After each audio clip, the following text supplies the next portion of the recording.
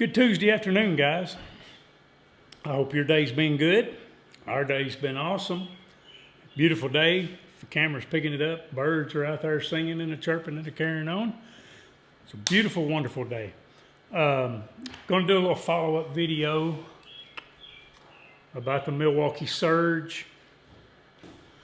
Guys, I'm going to tell you, if you're watching this channel and you're thinking that I'm going to be professional or I am professional tool reviewer, you're on the wrong channel, because we're just plain old guys here that are using the tools, and I don't read the books that come with them. I just pick them up and start using them, figure it out as I go. But I'm going to talk about that. But I wanted to show you, like, you see the Milwaukee fan and the DeWalt fan. The DeWalt's 20 volt, Milwaukee 18 volt. I had the DeWalt fan. I've had it a pretty good while, probably a year or two. When I bought it, I thought it was something that I probably wouldn't use. I was just buying it as a novelty item, and it has wound up to be something that we use a lot. So I turned around and just to try them out, I ordered 2 Milwaukee fans because my wife wanted one of them at her school. So we're using them and just kind of doing a little comparison, and I'll be doing a new Tool Tuesday on them for long. The DeWalt router, I've had it for a while. Haven't done a new Tool Tuesday on it yet. We're using it. What I've got in here is an 1/8 inch Roman profile. I'm gonna make a piece of trim out of this. Show you guys how this DeWalt palm router works. And give a quick review for David. Well,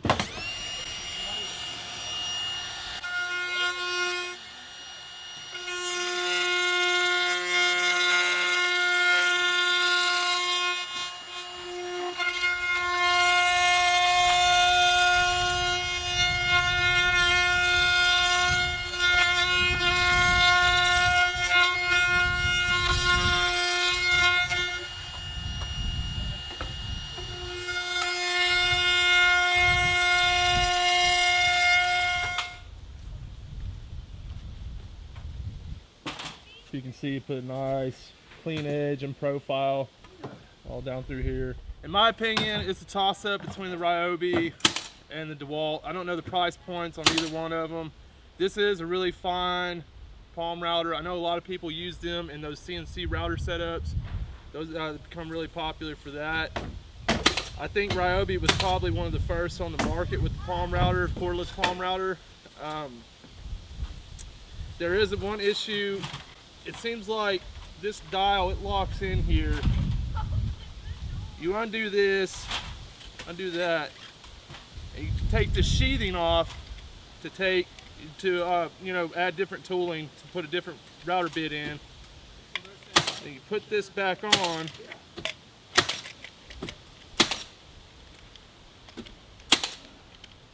Ever so gently.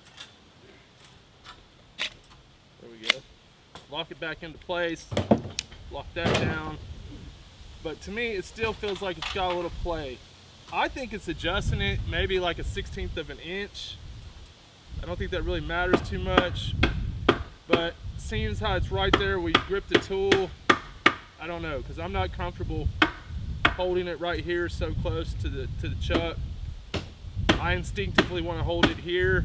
I don't think it's that big an issue. I think if you have good enough grip on it, you're gonna go with it. But this is perfect for this application if you want to make some quick trim for like a piece of baseboard or like in the bathroom like I did. If the camera will pick up the definition in the trim, and then he routed this stuff out. Good. You know, he's got the Ryobi, and he loves his Ryobi router. So when DeWalt came out with that one, I thought I'd try it. I want to clear up just a couple of things, because some people got a little, I don't know, didn't understand what I was talking about. But because somebody said, what are you talking about number 4 setting and all that? So let me show you, if the camera will pick these numbers up. These are numbered 1, 2, 3. This one's not numbered, so I was calling it number 4, the number 4 setting. It doesn't have a 4 there, but because it's got 1, 2, 3, I was saying number 4 to define what I was talking about. I know that that is the, and I think somebody corrected me that, you know, it's not surge protection or something, but that's for putting in sheet metal screws. I know I didn't call it the right thing, but I know that that's what you use to, you know, to slow it down for protection, putting in like self-tapping screws, metal screws, things like that. And so that's kind of what I was meaning when I said for our applications, it's not really something that we use or utilize because we're mainly going into wood and things like that. It's very seldom we're doing sheet metal or very light, you know, things that we need that for. Does that mean I dislike the impact driver? Or I told you, you know, it wouldn't take off my lawnmower blades. Does that mean I discredit this or dislike it in any way? Not at all. I could care less if it'll take them off. That's not what I bought it for. What I bought it for is I had heard that this was going to be really quiet, that it's really smooth, less vibration. And all of those things are true about it.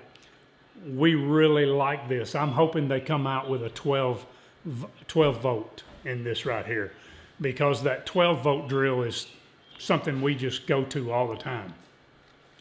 And I'd love for this to be in a 12 volt right here if that was possible. We love how quiet it is. I mean, it is so smooth, light vibration, like everything about it. Guys, when I'm doing tool reviews, I really try to not go DeWalt's number 1, Milwaukee's number 1. I'm not in that. These are the 2 battery platforms that I have, and I'm not going to add on any other battery platforms. This is enough to keep up with all of the DeWalt and the Milwaukee, and I want no more platforms. But I wanted to try out some Milwaukee tools. You know that I started in DeWalt, and that's all I had. I just wanted to use some of the Milwaukee, see what I thought about them. So when I do a tool review or tell you my thoughts, I am not pro DeWalt, I'm not pro Milwaukee. They're the same for me. I just like to tell you what we find and then let you make your decision what you want. Just like a guy messaged me and said, hey, your video made me choose which one of the hedge trimmers. And I'm not going to tell you which one, but you know, he made a decision which one he wanted. And that's kind of what I want to do with it when I do it. Is and I can tell you I'm not sponsored by anybody, and if a sponsor was to come along, and I've heard that if they are going to sponsor you or whatever, you have to make a video and then they review it before they let it go on YouTube. I'll tell you right now, if that is the situation, I'll be like old George Jones and I'll say, I don't need your rocking chair. But you know, I ain't a singer, but I don't need sponsorship if I have to be careful to not infringe or step on somebody's toes, because, you know, I can make my own living. Yeah, I'd like to be sponsored. Oh, I'd love it. I'd love for companies to send me tools and them say, put it on YouTube. Whatever your thoughts are, put it on there. And because even then, I'm not going to be pro whatever they are. I'm just going to tell you what we find about them. Things we like about them, things we dislike about them. But anyway, wanted to show you those things, just make this real quick video. And just kind of, because I'm not the clearest in the world when I talk about this stuff. I don't script anything. I don't have anything written out that I want to say or things like that. It's kind of just off the cuff. I love hearing from you. I love reading your comments. Your comments are always so positive, so kind. Your comments is what keeps me going, because there's been a lot of times I've wanted to lay this camera down and just quit because it's just not worth it.